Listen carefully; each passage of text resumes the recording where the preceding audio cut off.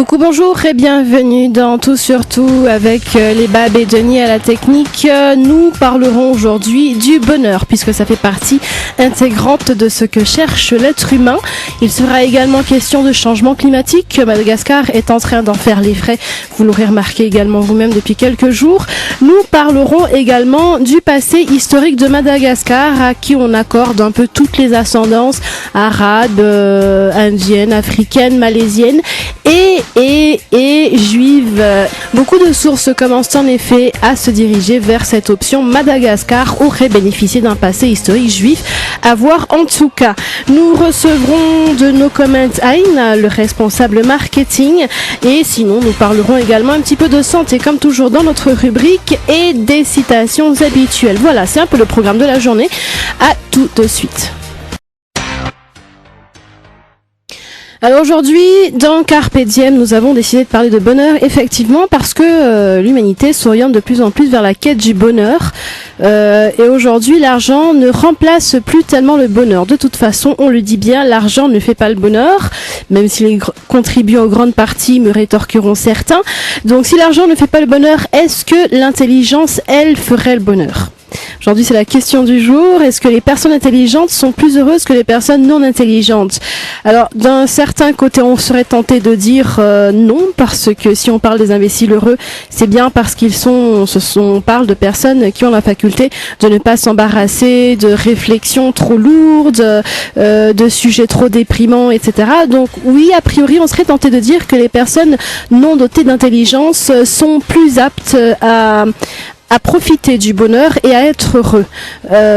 Donc voilà, ça c'est une première option.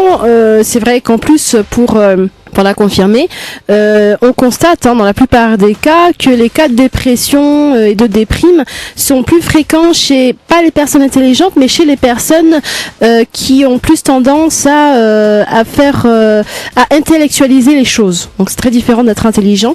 Mais bon, ça prouve quelque part que trop réfléchir peut nuire et peut en tout cas bloquer la voie vers le bonheur. En revanche, on sait que savoir, c'est pouvoir, et que pouvoir, c'est permettre d'atteindre le bonheur. Donc oui, d'une certaine manière, si on est intelligent, on peut, oui, avoir plus de connaissances et plus d'aptitudes à chercher le bonheur, c'est-à-dire qu'on peut avoir plus de ressources pour atteindre le bonheur. Et donc oui, ça serait la contre-thèse. En tout cas, c'était le sujet du jour. L'argent ne fait pas le bonheur. Et donc, est-ce que l'intelligence fait le bonheur ? À chacun de voir maintenant, et à chacun de répondre. Peut-être que la réponse serait loin du bonheur, enfin loin de l'intelligence, et de l'argent. La réponse serait peut-être juste de revenir vers la nature et la simplicité. On se retrouve tout à l'heure pour parler de changement climatique. À tout de suite. Alors vous l'aurez remarqué, depuis quelques temps, le climat a beaucoup changé, en tout cas à Madagascar. L'hiver s'est plus ou moins prolongé. Est-ce qu'on peut vraiment parler d'hiver ? On a eu 2-3 mois très froids, et ensuite jusqu'au mois dernier, on n'était pas bien sûr d'être complètement en été parce qu'on avait encore des journées très assez fraîches. Depuis presque 3-4 semaines, on se retrouve avec des températures assez démotivantes, on va dire. On avoisine très facilement les 31-32 degrés, chose assez rare en fait à Tana. 28 c'était déjà le bout du monde, et les prévisions météorologiques annoncent pour février et janvier quelque chose comme 38 à 40 degrés, ce qui donne vraiment envie de rester dans la capitale à cette période de l'année. Mais enfin, pour ceux qui n'ont pas le choix comme nous, eh bien on devrait rester. Alors que signifient en fait tous ces changements ? On ne va pas se mettre à entrer dans des délibérations météorologiques, bioclimatiques sur la couche d'ozone, etc. Tout ce qu'on veut dire pour l'instant, c'est que Madagascar a complètement perdu ses repères climatiques. Aujourd'hui, on est de plus en plus certains à s'attendre à des changements presque radicaux des saisons. Voilà. Alors que faire ? Déjà commencer un grand travail de sensibilisation sur la préservation de l'environnement. Je pense que c'est une des premières choses à faire, parce que si aujourd'hui on se retrouve avec cette situation climatique, on l'a dit, déjà démotivante, si si on ne fait rien au niveau de l'environnement pour les années à venir, on peut s'attendre à se retrouver avec des températures qui seront dignes en tout cas du continent africain. Et Madagascar avait jusque-là la chance d'y avoir échappé. Alors je pense que le plus urgent aujourd'hui, c'est vraiment de faire un grand effort de sensibilisation de toute la population sur la nécessité de préserver son environnement avec des gestes quotidiens déjà pour commencer. Autrement, puisque de toute façon la chaleur est là, qu'on ne peut rien y faire, le conseil, ça serait de boire énormément d'eau. On a constaté, et c'est prouvé scientifiquement, que c'est plus supportable, que la chaleur est nettement plus supportable dans un corps bien hydraté que dans un corps déshydraté. Évidemment, c'est tout à fait logique. Donc voilà, de l'eau, buvez à satiété, essayez de boire plus d'1,5 litre parce que le corps perd énormément. Voilà, donc tout à l'heure, on parlera des éventuels impacts sur le tourisme. Alors comment est-ce qu'on pourrait décliner au niveau des différents volets du pays ce changement climatique, cette augmentation excessive de la température? Alors déjà d'une part, on sait que la Jirama aujourd'hui fonctionne avec des centrales hydrauliques et des centrales thermiques. On ne discutera pas le choix stratégique de ces centrales, mais aujourd'hui le fait est que la Jirama fonctionne avec des centrales hydrauliques et thermiques et elle s'approvisionne évidemment en eau. Elle a besoin d'eau pour fonctionner. Par exemple, Tana est approvisionné à partir de Manjusez, du lac de Manjusez. Et déjà entre nous, on peut se poser des questions sur le devenir de Tana en termes d'énergie si la Jirama ne compte que sur le lac de Manjusez. Mais enfin, ça c'est un autre débat. Et aujourd'hui, donc, on sait que comme la Jirama fonctionne à partir de sources d'eau, ces sources d'eau, avec la température excessive, sont bien sûr taries. Alors, même si on n'excuse pas, parce qu'on n'est pas du tout là pour excuser les coupures de la Jirama, même si on ne les excuse pas, on peut comprendre certaines situations de délestage. Ces délestages, justement, ont détérioré certains groupes électrogènes de grands établissements, dont d'établissements hôteliers. On sait par exemple que le Carlton a eu son groupe électrogène endommagé et des établissements comme le Carlton en général n'achètent pas de petits mais d'énormes groupes électrogènes. Donc on se fait une petite idée de l'investissement que cela représente et on se fait également une petite idée des conséquences économiques que cela peut avoir sur les établissements, même pas touristiques, sur les établissements tout court. Alors aujourd'hui, au niveau touristique, est-ce que les touristes ont envie de s'engager? Est-ce qu'ils ont envie de se retrouver dans un pays avec une température insupportable? Comme les délestages détériore très souvent à cause des surtensions lors des retours d'électricité les groupes électrogènes, on se retrouve dans des établissements hôteliers ou dans des établissements hospitaliers, ce qui est encore plus grave, sans électricité, sans ventilateur, sans climatiseur, enfin dans des conditions complètement inacceptables. Voilà, est-ce que on peut s'imaginer que les touristes aient envie de s'installer dans un pays dans ces conditions? Ça a été le cas, rappelez-vous, il y a quelques années. Les touristes, on en fait les frais, ils ont payé pour des chambres climatisées et ventilées et ils se sont retrouvés dans les mêmes conditions que les personnes qui ne payaient que pour des chambres simples. Évidemment, alors voilà les impacts que ça peut avoir sur le tourisme, d'où les gestes quotidiens nécessaires de préservation de l'environnement. C'est important, ce sont des gestes qu'on fait pour notre génération, enfin si on peut essayer de rattraper quelque chose, mais surtout pour les générations à venir, et on réalise aujourd'hui que ce manque de considération pour l'environnement peut avoir des conséquences désastreuses, non seulement sur notre vie quotidienne, mais également à très long terme et à très longue échelle.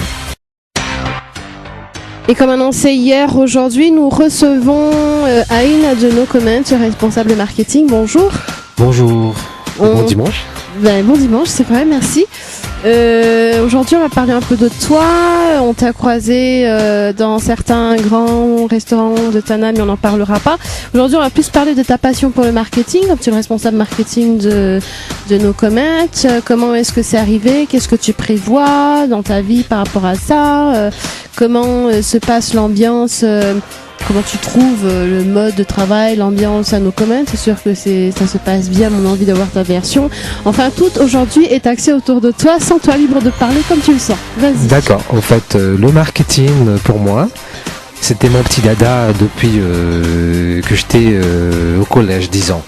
J'étais toujours intéressé par le concept créer, designer, et en même temps pouvoir mettre en place quelque chose que tout le monde peut utiliser. Donc chez No Comment, je suis le petit, le petit nouveau, mais pas le petit dernier en tout cas.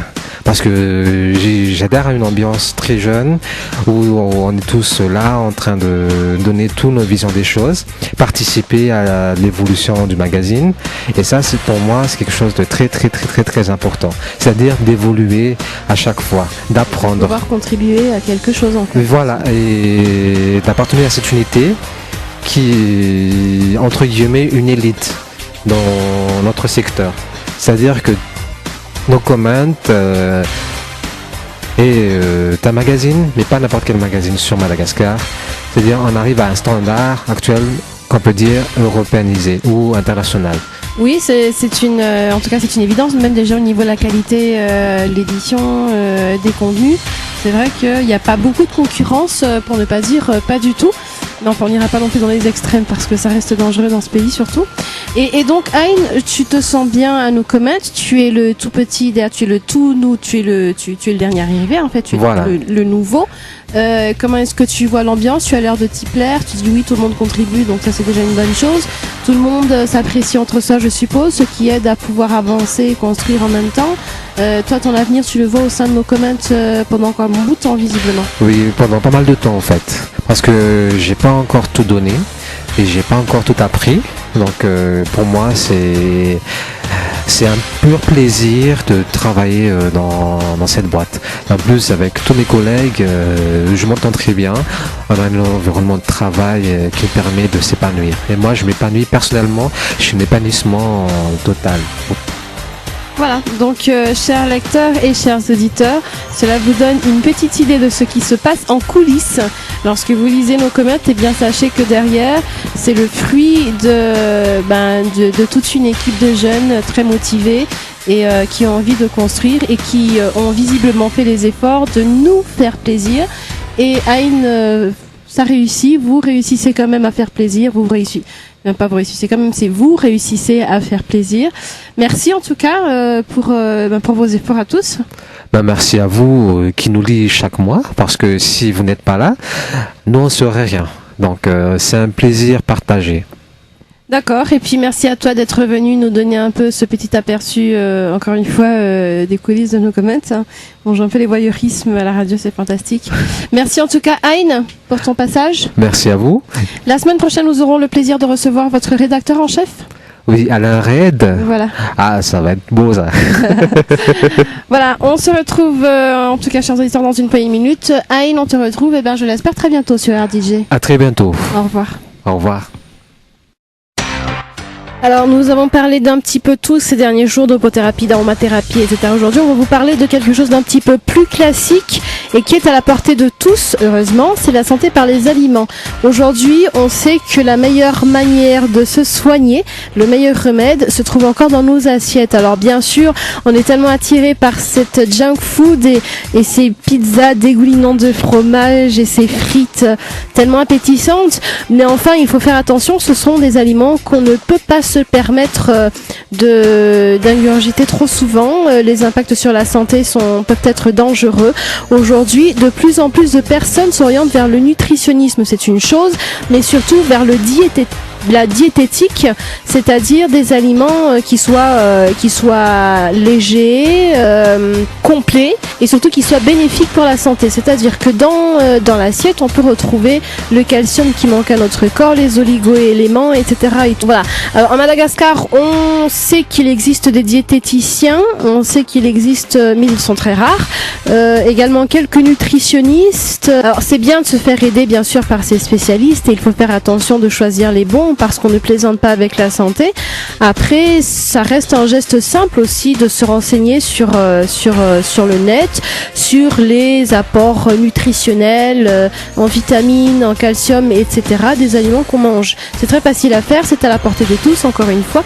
Donc, vous pouvez être votre propre docteur. Alors, je sais que ingurgiter des légumes à longueur d'année ne peut pas forcément être quelque chose de très funky, mais à chacun de rajouter sa sauce, d'y rajouter du fromage, enfin les ingrédients nécessaires pour rendre les simples légumes pas forcément appétissants tout de suite, savoureux après bonne préparation. Voilà, à vos crudités, ça fait du bien, surtout en été. Et profitons de cette saison qui est la plus appropriée pour les fruits. En fait, c'est la C'est de toute l'année la saison où on peut retrouver le plus de fruits sur les marchés et c'est un véritable régal, en tout cas visuel, de voir autant de fruits de toutes les couleurs, de sentir ces effluves de fruits. Voilà, profitons-en donc, puisqu'on sait que d'ici avril-mai, ça ne sera plus le même trésor de fruits. Bon appétit si vous êtes à table en tout cas. Alors nous vous l'annoncions au tout début, nous prévoyons de parler aujourd'hui du passé historique de Madagascar. Alors, mais très en superficie, parce que Iris Rabedor, qui devait être avec nous aujourd'hui et qui n'a finalement pas pu passer, ne sera là que la semaine prochaine. Or, c'est justement la personne à qui s'adresser pour ce genre de sujet. Cet homme, dont on parle un peu du reste dans le numéro 20 de nos comments, est un spécialiste des fanournes malgaches. Il a décidé de les moderniser, donc déjà rien que pour ça vaut le détour, ça vaut le coup de discuter avec l'homme. Mais en plus, il a étayé une thèse selon laquelle Madagascar aurait été une terre d'asile des Juifs. À vérifier, c'est sûr qu'on y croit ou on n'y croit pas, mais et c'est pour ça que c'est intéressant justement d'en parler avec la personne et pas en l'air comme ça sans la moindre connaissance. Mais voilà, il y aurait des preuves géologiques, historiques, que Madagascar a bien hérité d'un passé juif. Mais c'est vrai que Madagascar a la chance d'être un pays très mélangé, d'avoir des origines très diverses. Alors pourquoi ne pas envisager effectivement quelque part un passé juif? Après tout, ça ne ferait qu'enrichir notre histoire culturelle. Voilà donc à étayer la semaine prochaine, on l'espère, avec Iris Rabedor qui sera certainement avec nous pour nous parler non seulement des pierres malgaches, mais également de ce fameux passé juif de Madagascar. Aujourd'hui, on n'a pas voulu jouer les provocateurs, mais on a trouvé une citation qui nous a particulièrement parlé. Il est des moments où il faut choisir entre vivre sa propre vie pleinement, entièrement, complètement, ou traîner l'existence dégradante, creuse et fausse que le monde, dans son hypocrisie, nous impose. Et c'est signé Oscar Wilde. À prendre ou à laisser, bien sûr, mais on y a retrouvé en fait toute l'essence même d'une existence. Ça nous a permis de nous rappeler que notre vie est régie par nos propres désirs et qu'on n'a qu'une vie, donc tant qu'à la vivre, autant la vivre pleinement, prendre soin de soi parce que personne ne prendra mieux soin de nous que nous-mêmes. Et donc les autres, avec leurs belles paroles et leurs beaux principes, ils peuvent dire ce qu'ils veulent, ils ne seront pas là pour vivre notre vie à notre place. Donc voilà, Oscar Wilde, belle citation du jour en tout cas. Voilà ce qu'on a pu vous servir aujourd'hui dans Tout sur Tout. On espère que cela vous a intéressé. Nous espérons également avoir la chance la semaine prochaine d'avoir Iris Rabedor pour nous parler de ces choses qui nous titillent au niveau de notre passé historique. C'est toujours important de savoir. On remercie Denis, Mahanj et les Babs du côté de la technique. Et on se retrouve la semaine prochaine pour une autre édition de Tout sur Tout sur RDJ. À bientôt.